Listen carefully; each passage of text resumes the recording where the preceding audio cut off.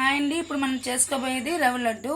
దానికి కావలసినవి కొబ్బరికూరు, next suji, next sugar, గీ, ఇలాచి. ఇప్పుడైతే స్టవ్ మీద ప్యాన్ పెట్టుకున్నాము. ఫస్ట్ రవ్వ ఫ్రై చేసుకోవాలి. ఫస్ట్ సూజీ వేసుకొని ఫ్రై చేసుకుంటాము. కొంచెం గోల్డ్ కలర్ వచ్చిన వరకు ఫ్రై చేసుకుంటాం మనము. ఇదిగో అండి, మంచిగా ఫ్రై అయిపోయింది కదా. ఇప్పుడు ఒక ప్లేట్లోకి తీసేయాలి.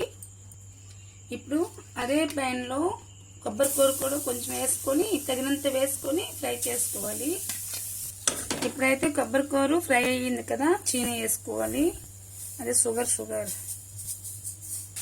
ఇప్పుడైతే ఇలాచి వేసుకుంటాను.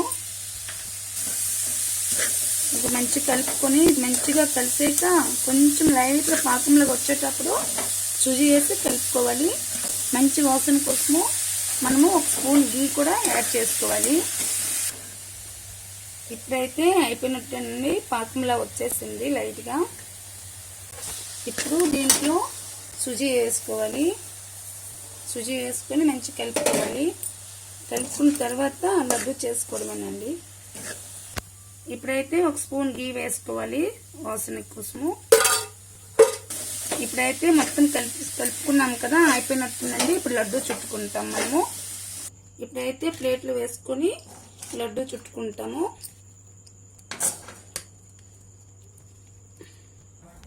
ఇదిగో అండి, ఇలా లడ్డు గోలుగా చేసుకుంటాము. లడ్డు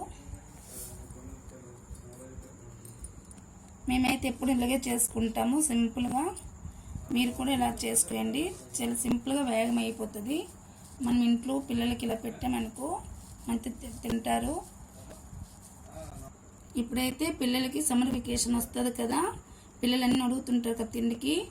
బయట నుండి తెచ్చిచ్చిన కంటే మనం ఇంట్లో ఏదైనా ప్రిపేర్ చేసి ఇలా పెట్టామనుకో పిల్లలు కూడా ఇష్టంగా తింటారు. ఇప్పుడైతే దీనికి డెకరేట్ చేసుకోవాలి. డెకరేట్ చేసి పిల్లలు పెట్టామనుకోండి, వాళ్ళు బయటవి ఏం అడగకుండా ఇంట్లోనే తింటారు.